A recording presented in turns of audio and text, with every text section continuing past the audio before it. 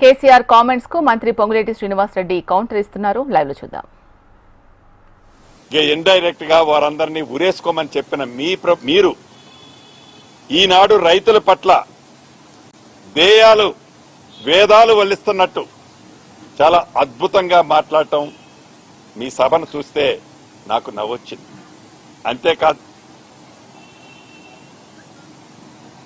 Congress party 20%, 30% కమిషన్లని ఏదో మాట్లాడుతున్నారు.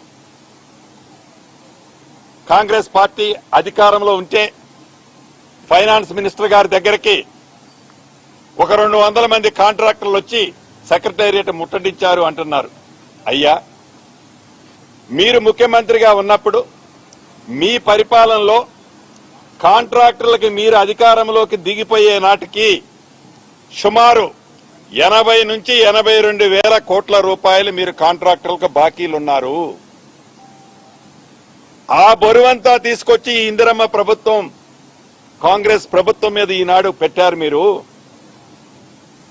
అంతేకాదు, సర్పంచుల మీద, మాజీ సర్పంచుల మీద ప్రేమ ఒలకబోస్తున్నారు. ఇందిరమ్మ ప్రభుత్వం వచ్చే నాటికి సర్పంచులే లేరు, వారి పదవీ కాలం అయిపోయింది. ఏదైతే ఈనాడు సర్పంచులకు బాకీ అని పదే మీరు, మీ తొత్తులు, మీరు అసెంబ్లీలో మా బచ్చాగాళ్ళు ఉన్నారన్నారే, ఆ బచ్చాగాళ్ళు పదే మాట్లాడేది కాంగ్రెస్ ప్రభుత్వం సర్పంచులను నిర్లక్ష్యం చేస్తుంది, బిల్లులు ఇవ్వడం లేదు, సర్పంచులను మోసం చేసింది అంటున్నారు. కాంగ్రెస్ పార్టీ వచ్చిన తర్వాత ఏ ఒక్క సర్పంచ్ కూడా ₹1 పని చేయలేదయ్యా గౌరవ మాజీ ముఖ్యమంత్రి గారు. ఆ చేసిన బిల్లుల పెండింగ్ అంతా మీ పుణ్యమే. రాష్ట్రంలో ఈనాడు వేలాది మంది సర్పంచులు ఎవరైతే ఇబ్బంది పడుతున్నారో తమర పుణ్యమయ్యా, అది కాంగ్రెస్ ప్రభుత్వం పుణ్యం కాదు. ఇక కాంగ్రెస్ పార్టీ గురించి ఈ 20-30% గురించి చెప్తున్నారు. డైరెక్ట్ గా ముక్కుసూటిగా గౌరవ మాజీ ముఖ్యమంత్రి గారు మిమ్మల్ని 2 ప్రశ్నలు అడగదలుచుకున్నాను. మీది ఉద్యమ పార్టీగా మొదలై ఒక ప్రాంతీయ పార్టీగా అవతరించి ఒక జాతీయ పార్టీగా మీరు ఒక సర్టిఫికెట్ ఇచ్చుకున్నారు, సంతోషం, అది మీ పార్టీ. అయితే దేశంలో ఏ ప్రాంతీయ పార్టీకి లేనంత నిధులు, సుమారు 1500 కోట్ల పైగా వైట్ డబ్బు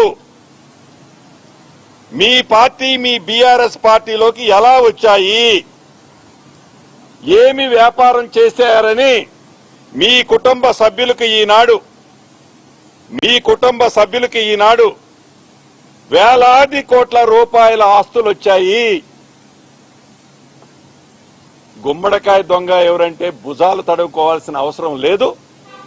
అస్సలు గురుగింజ కింద నలుపుని మీరు గ్రహించకుండా కాంగ్రెస్ పార్టీ మీద నిత్యము ప్రజల కోసం తాపత్రయపడే ఈ ఇందిరమ్మ పార్టీ మీద మీరు గుడ్డ కాల్చి వేయటం మీ మనసులో ఎంత ద్వేషాన్ని నింపుకొని, ఎంత తాపత్రయపడుతూ మళ్ళీ అధికారంలోకి రావాలి అని పగట కళ్ళకు అంటున్నారయ్యా.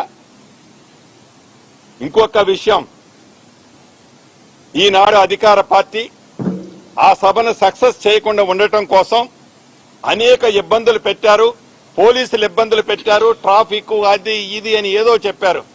మీకు గుర్తుందా గౌరవ మాజీ ముఖ్యమంత్రి వర్యులు? ఆనాడు 2023 జూన్ 2వ తారీఖు నాడు మా నేత రాహుల్ గాంధీ గారు ఖమ్మం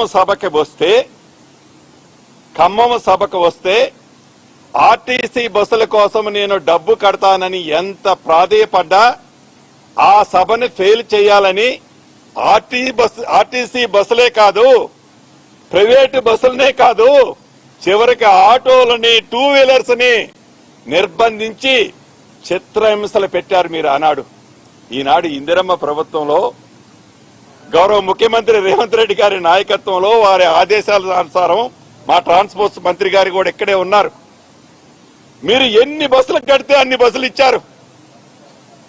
ఎన్ని ప్రైవేటు వాహనాలు వస్తే స్వచ్ఛందంగా ఎక్కడా ఇబ్బంది పెట్టొద్దు. ఇది ప్రజాస్వామ్యం. ప్రజాస్వామ్యంలో ఏ పార్టీకైనా స్వేచ్ఛగా వారు మాట్లాడుకునే హక్కు ఇవ్వాలి అని